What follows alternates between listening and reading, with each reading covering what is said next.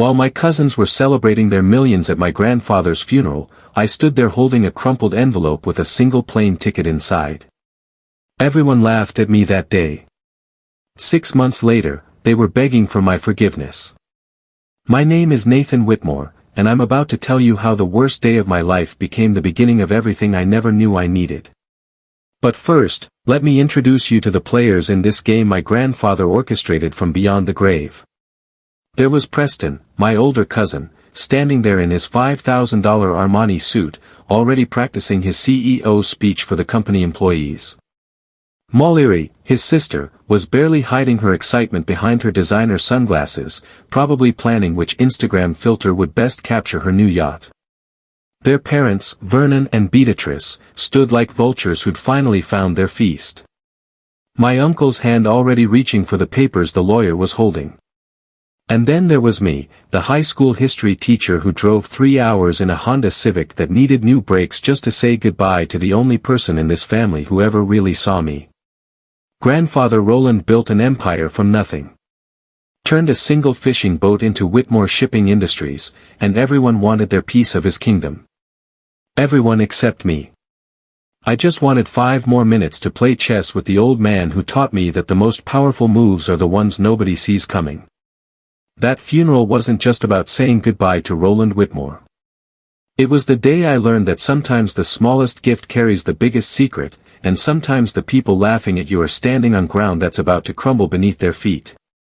My alarm went off at 5:30 a.m. every weekday, just like it had for the past 6 years since I started teaching at Lincoln High School in Detroit. The ceiling in my one-bedroom apartment had the same water stain I'd been staring at for 3 years, shaped like the state of Texas if you squinted hard enough. My neighbor's dog was already barking right on schedule, and I could hear Mrs. Chen starting her morning exercises through the paper-thin walls. This was my life, predictable, modest, and completely different from the world I'd grown up in.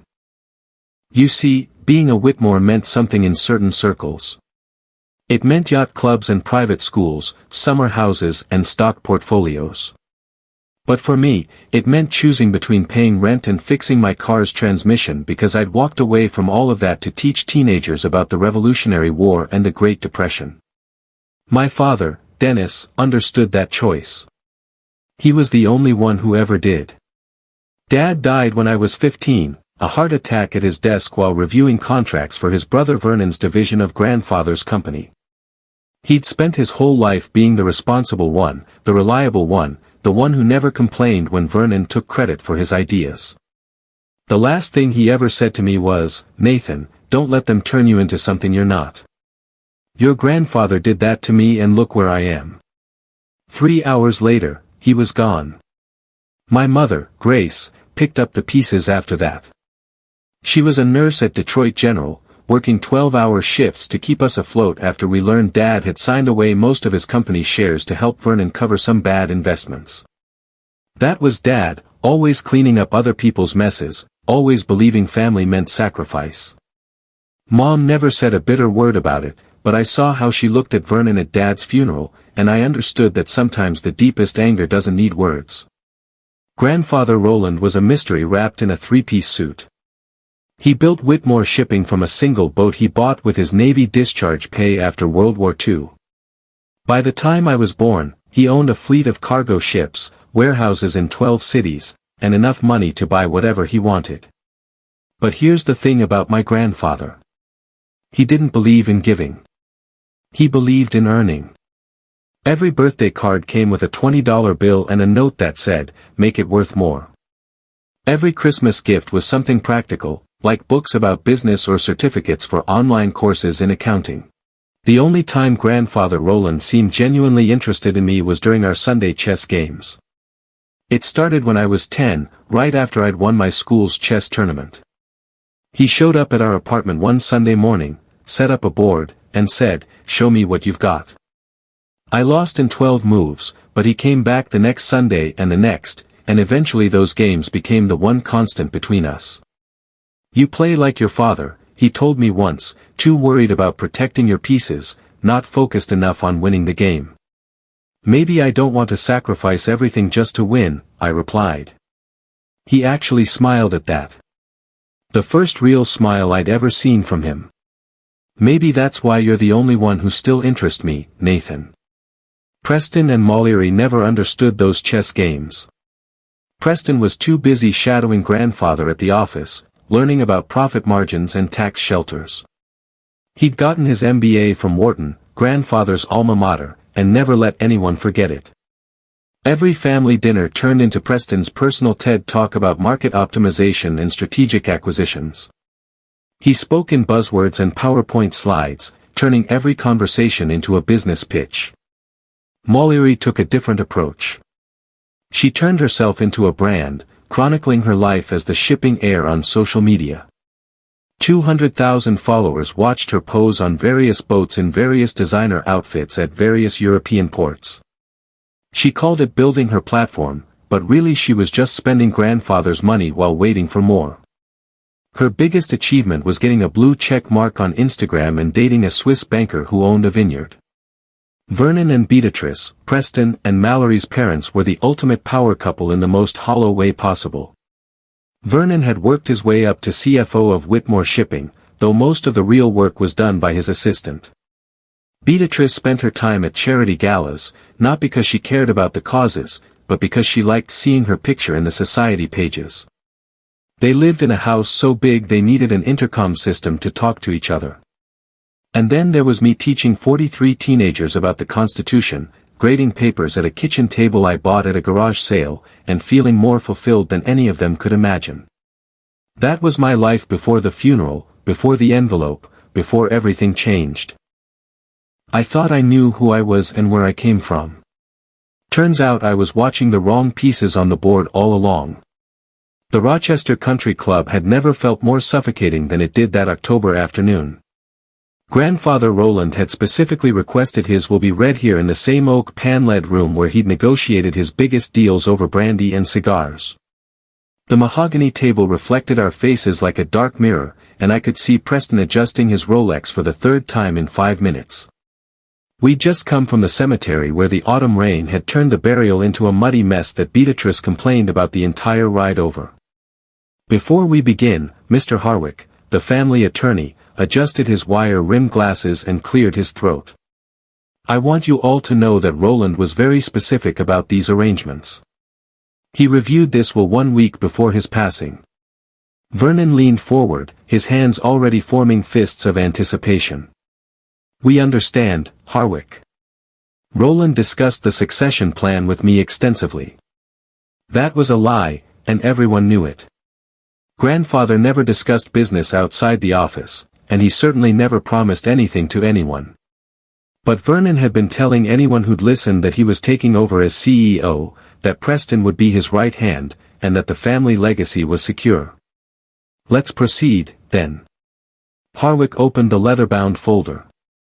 To my eldest son, Vernon Whitmore, and his wife, Beatrice, I leave the estate in the Hamptons, and the investment portfolio contained an account ending in Fort 471. Beatrice grabbed Vernon's arm, her diamond bracelet catching the light. The Hamptons house. Oh, Vernon. He did remember how much we loved it there. To my grandson, Preston Whitmore, Harwick continued. I leave Whitmore Shipping Industries and all its operational assets, with the condition that he maintains current employment levels for at least 1 year. Preston stood up so fast his chair scraped against the floor. I knew it, Grandfather. I won't let you down. He was already pulling out his phone, probably to update his LinkedIn profile to CEO.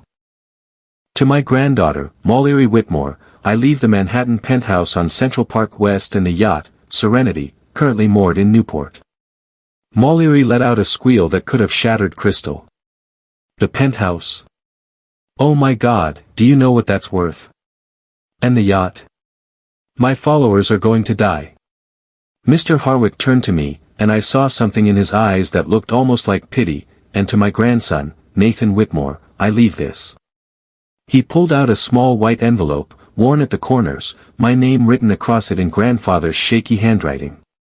The room went silent for exactly 2 seconds before Preston started laughing. Are you serious? Preston's voice cracked with amusement. That's it, an envelope. I took it with steady hands, though my heart was pounding. The paper felt thin, insignificant. Inside was a single plane ticket.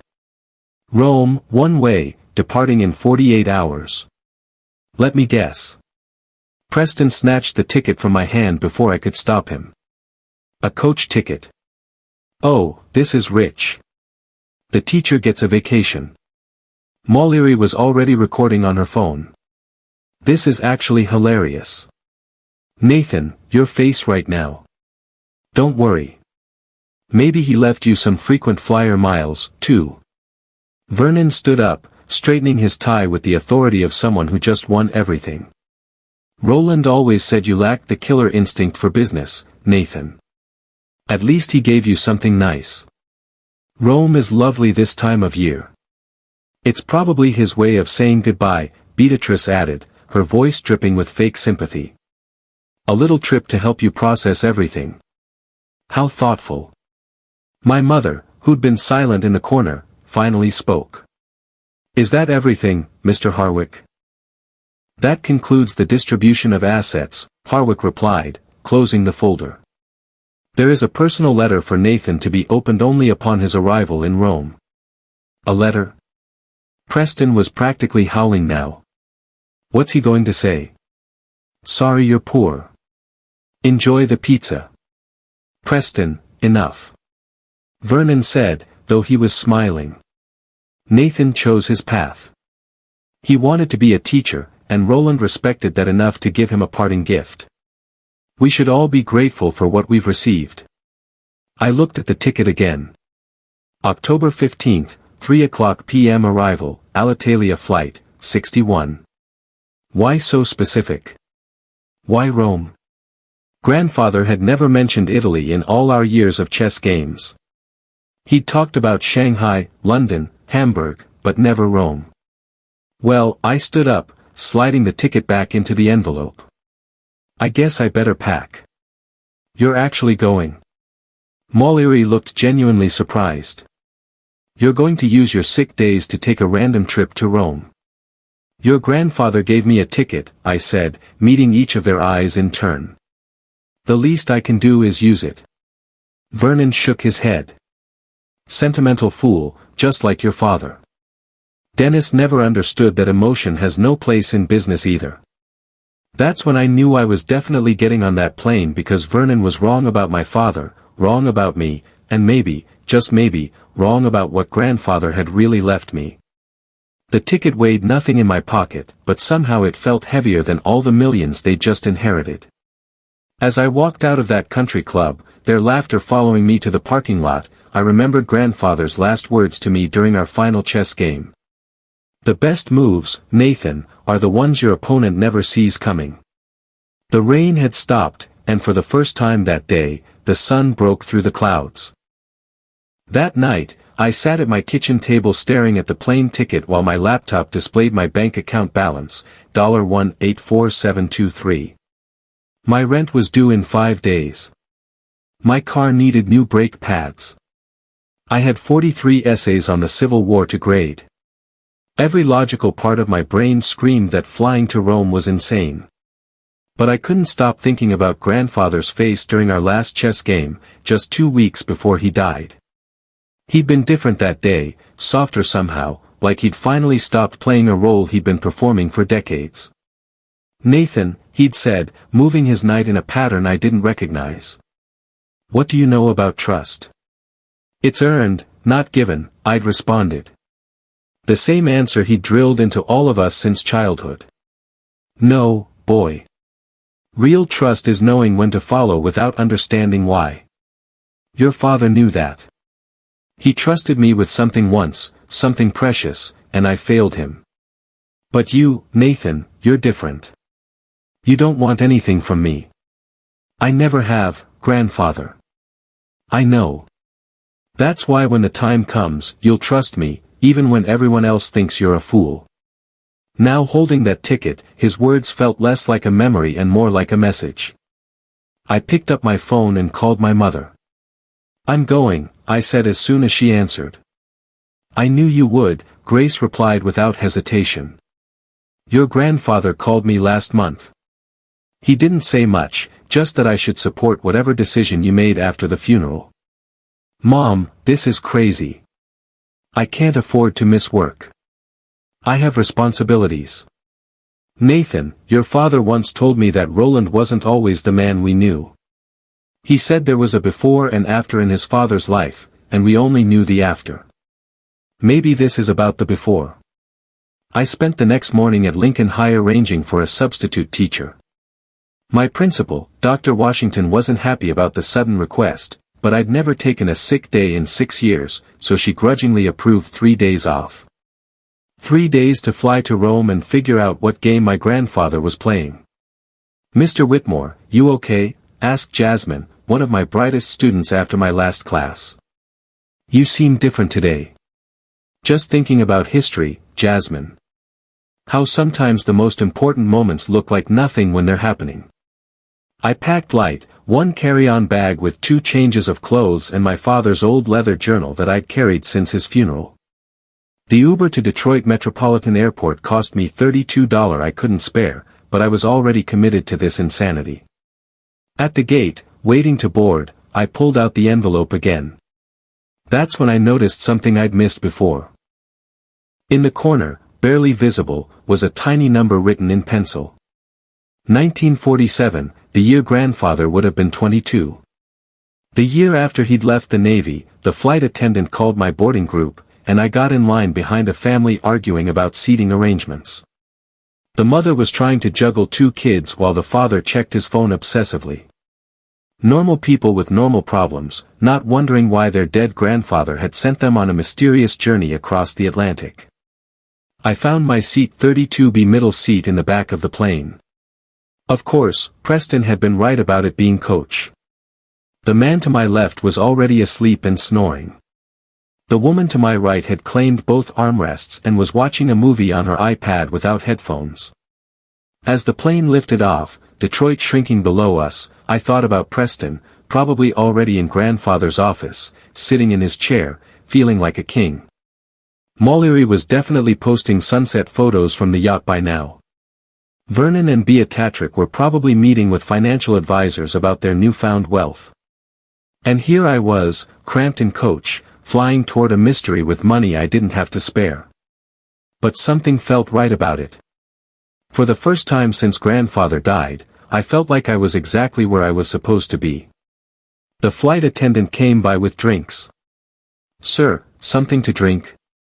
Just water, thanks. She handed me a bottle, and as I twisted it open, I remembered another chess lesson. Grandfather had sacrificed his queen, the most powerful piece, to win a game. I'd been shocked, unable to understand why he'd give up so much. Power isn't about what you have, Nathan, he'd explained. It's about what you're willing to lose to gain something better. Most people can't see past the loss. That's why they never really win. The plane banked east, heading into the night toward Rome and whatever grandfather had hidden there. My cousins thought they'd won everything that mattered.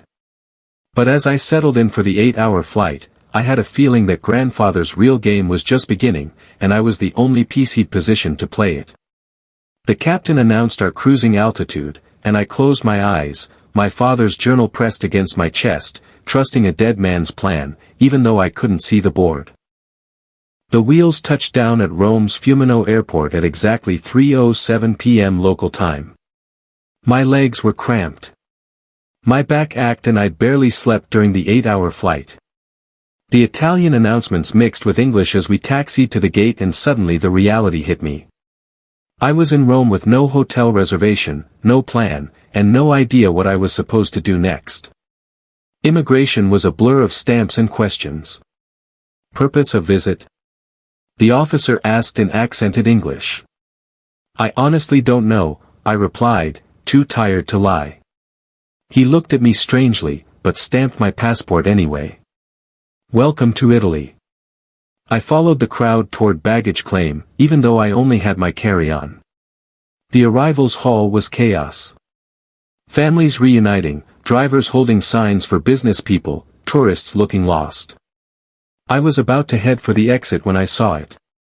A professionally printed sign reading Nathan Whitmore, held by a man in an expensive black suit. My heart stopped. I approached cautiously. "I'm Nathan Whitmore." The driver's face lit up with relief. "Mr. Whitmore, finally, please come quickly." His English was heavily accented, but clear. "Who sent you?" "Your grandfather arranged everything months ago. My name is Lorenzo. Please, we have a long drive."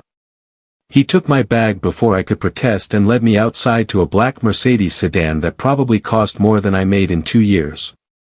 The October air was warm, nothing like Detroit's autumn chill. Lorenzo opened the rear door for me, and I slid onto leather seats that felt like clouds. "Where are we going?" I asked as he pulled away from the curb. "Monchi Estate, 1 hour north in the Sabin Hills." "I don't understand." My grandfather never mentioned any estate in Italy. Lorenzo met my eyes in the rearview mirror. "Mr. Roland, he owned the estate for 45 years. He visit every September first week, always alone. 45 years. That would mean since 1980 when I was minus 12 years old. The math didn't make sense. Nothing made sense. We left Rome's sprawl behind, climbing into hills covered with olive groves and vineyards. The landscape was almost painfully beautiful, like something from a movie about finding yourself in Italy. Lorenzo drove with Italian confidence, taking curves at speeds that made me grip the door handle. "How did you know my grandfather?" I asked. "My father was his driver first. When Papa died, I take over. 20 years now. I drive Mr. Roland when he come 20 years of September visits that none of us knew about." What else had grandfather hidden? The road became narrower, winding through a small village where old men sat outside a cafe watching us pass. Then Lorenzo turned onto a private road lined with cypress trees. At the end, electronic gates opened automatically, revealing a villa that took my breath away. 3 stories of honeycombed stone, terraces overlooking endless vineyards, gardens that looked like they belonged in a Renaissance painting. Lorenzo parked in front of massive wooden doors that had to be centuries old. Before I could process what I was seeing, the doors opened and an elderly woman emerged. She was elegant in a way that had nothing to do with money and everything to do with grace. Her silver hair pulled back in a simple bun, her eyes the same steel gray as grandfather's. She walked toward me slowly, tears streaming down her face, and I knew before Lorenzo said the words that changed everything. "Nathan," Lorenzo said softly. "Meet your grandmother, Sophia Whitmore." The world tilted. I actually reached for the car to steady myself. That's impossible. My grandmother died before I was born. Sophia reached me then, her hands taking mine, her grip surprisingly strong. "Your American grandmother did die, Carol, but I am very much alive." Her accent was musical, her English perfect but formal. She studied my face like she was memorizing it. "You have his eyes," she whispered. "But your father's gentle spirit. Come inside, Nathan. There's so much to tell you." The villa's interior was understated elegance, nothing like the gaudy mansion Vernon and Beatrice owned. Sophia led me to a sitting room where the walls were covered with photographs. I saw my grandfather, young and laughing, standing in front of a small church, a wedding photo. Grandfather and Sophia, both barely in their 20s, radiantly happy. "We married in 1947, Sophia said, watching me process everything. Roland had come to Italy with the Navy, stayed after the war to help with reconstruction. We met at a dance in Rome. He was so handsome, so full of dreams. We started with nothing, just a few acres of vines his friends sold us for almost nothing." She poured 2 glasses of wine from a crystal decanter. "This is from our vineyard. Arita, we call it inheritance." The wine was extraordinary, complex and rich. "I don't understand. Grandfather had a whole life here." "More than a life, Caro. He had a family, me, our son, Augusto, the grandchildren he never met because he chose America instead. He left you. The Korean War started. Roland felt duty calling. He was supposed to be gone 6 months. Her voice carried no bitterness, just sadness. But he met your American grandmother while on leave. She was pregnant with Vernon.